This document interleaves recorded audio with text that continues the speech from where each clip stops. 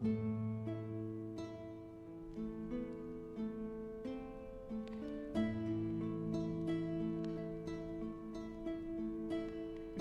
good morning. It is very beautiful out. I've been out and about just doing stuff because why not? Even if we don't have, necessarily anything on our plate, why not just explore a little bit?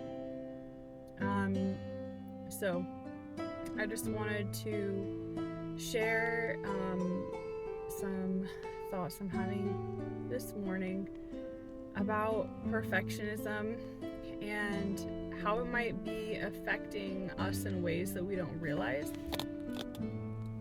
I notice for myself that when I'm interacting with people, I can tend to be very hyper vigilant for if I sense there's a problem or sense somebody's unhappy, or if I sense that somebody might be upset or not liking me in some way, and very sensitive to my own feelings if I feel like I am not enjoying being around somebody, and that's very common out in the world, of course. And I'm noticing that in the past I've tended to be perfectionistic towards myself, and feeling like if an interaction doesn't feel like ecstatic, or if it doesn't feel like euphoric and just like so good and so positive, then it means I did something wrong, I failed in some way, I'm bad in some way.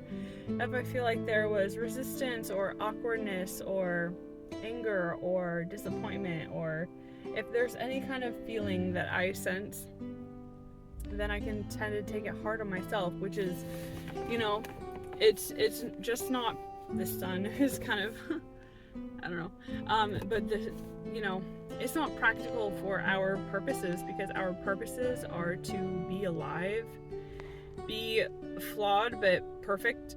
We're flawed, but we're as perfect as we can be. And the focus should be on accomplishing things within our values, living by our values still, but realistic values, and going about our goals, and just doing things in a way that feel nurturing for the lessons and mode that we are personally trying to learn at this point in our life. We all have different phases of our lives that we go into. Maybe when we were at different times of our lives that we wanted to explore portraying one kind of characteristic, and just gravitating towards one kind of response. And then in different areas of our life, we want to practice gravitating towards another kind of response. And I guess I've been so hyper fixated, feeling like this pressure on myself that if I don't act perfectly, that I'm not going to have the outcomes that I need. Like, feeling like I always have to control and manage other people, and control and manage myself to an exhausting degree in order to allow anything good to happen. And that is just not a practical way to go about life, because for one, if those are the kind of circumstances we get into, where we're having to manage things so much, or we're having to be hyper vigilant and always questioning ourselves, questioning the people that we spend a frequent recurring amount of time with, then it's just not sustainable, and it's not enjoyable, and it's not authentic for us. I believe that's a good way to tell if something is authentic. And there are factors we can experiment with to try to mitigate just owning on our part, where we can put a little bit of effort in to see how far we can really take things, if something is really authentic, if we just like tweak something a little bit. And in that case, it really helps to just say things like, what do I want to experience? And we only have limited room in our minds and our imaginations and our spirit. So why are we going to be spending it towards unhappy, depressing, stressful things? We have to put ourselves first and know that our there we go. It's a little bit better, kind of. But we have to put ourselves first and know that our stress is not necessary. Like, we don't have to feel hyper vigilant and like we're working super hard and it's like a struggle in order to succeed, or in order to be doing hard work or good work, or in order to feel like we deserve good things. So I just wanted to pull a card. I have it in here. I wanted to just ask, or just get some inspiration on the topic of how can I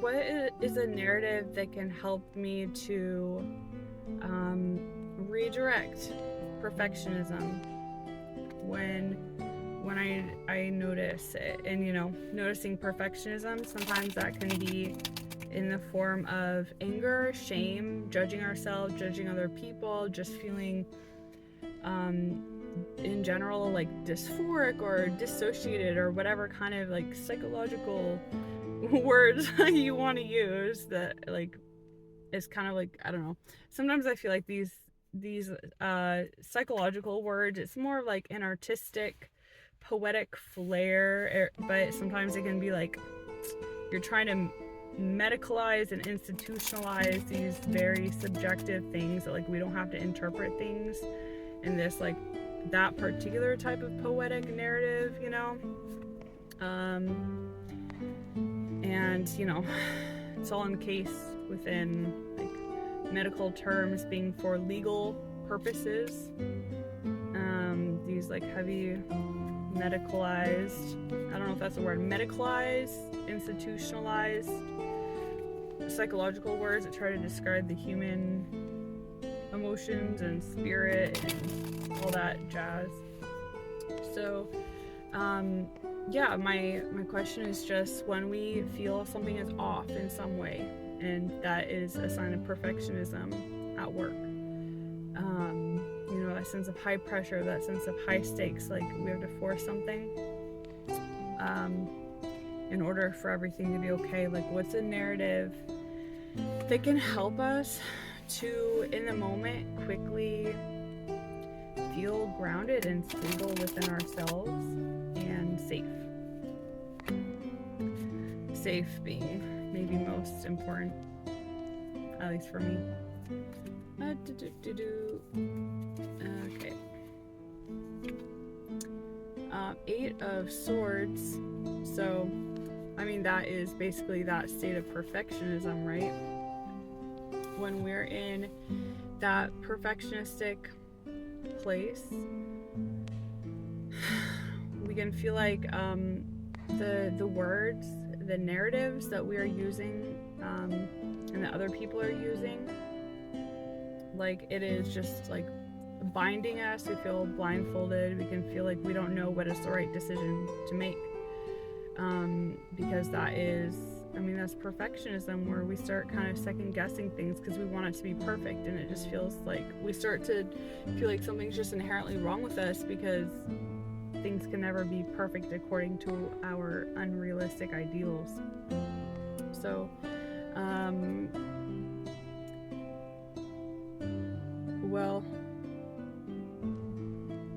what is the question I asked? I asked what narrative can help when we are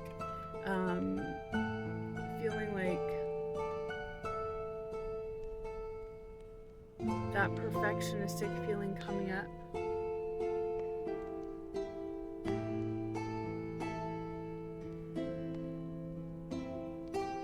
I guess I would say remember that to remember that either this is our option, or choosing to manifest or just experience things in that state of lower pressure. Like, those are our options, and just remembering that it is our choice. Like, this woman is alone in this picture. It is just a choice that she is making. There's, people out in the background. I mean, it's a castle, it's like there are people in the distant area who are kind of implicated as being a part of her circumstances. The water, water relates to emotions, but I'm not really sure what that would, how that would tie in.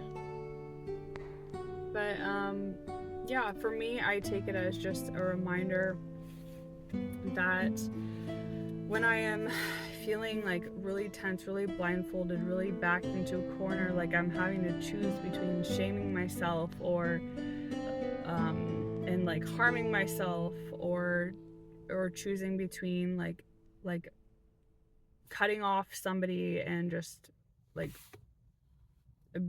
feeling really harmed and hurt by somebody, and like a strong like repellent against somebody that's like distracting me and taking away my energy and focus. During those times, I think for me, I take from that card is just to remember that it is, I am the creator of my experience here, because we don't choose our circumstances, but we choose how we interpret things, which is a gift of humanity, which is why we're able to adapt and be strong and be, feel good within suboptimal circumstances, why we're able to thrive in suboptimal circumstances. Just reminding myself, oh yeah, I have the option to not interpret that somebody is actually being kind when they're not being kind, but I have the power to interpret that it is not super relevant to me, that I don't have to take it personally. It's not a personal reflection of me. It's not this huge, like, hyper fixated kind of choice of what it says about somebody, what it says about me, what it says about my future, what it says about, that it can just kind of be like, okay, that was just people being people, and we can do our best within the circumstance, and maybe just trust that we have done our best, and affirm that whatever approach we took was right for all of our circumstances. The bigger picture of what we have had access to, what we haven't had access to, the pros and cons. We can kind of trust our intuition, that our gut reaction is what is weighing the pros and cons that our mind already has access to. So we can change our intuition by giving ourselves different information, but we can't change our intuition directly unless we provide ourselves the right information that would change our intuition. And sometimes that information is more about actually having resources. Like, you have information that, oh, I have access to different resources than I thought, or there are different opportunities than I thought there would be.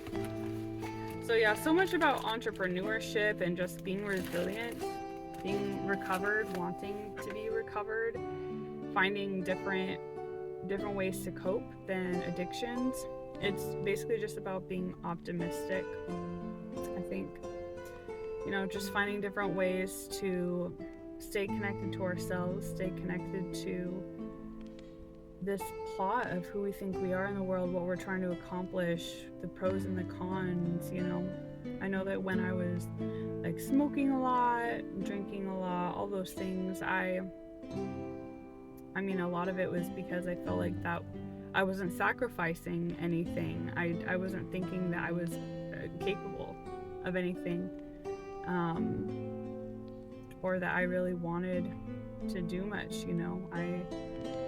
I really honestly didn't think that I was able to connect with people in a safe way, and I was just kind of like, so I'll just like, this is my best bet, is just to numb out with all these substances, um, since there's no way for me to find a safe people, safe circumstances, rewarding life. And anyway, just wanted to share these thoughts this morning about perfectionism, and I hope it's helpful in some way. And yeah, take care. Bye.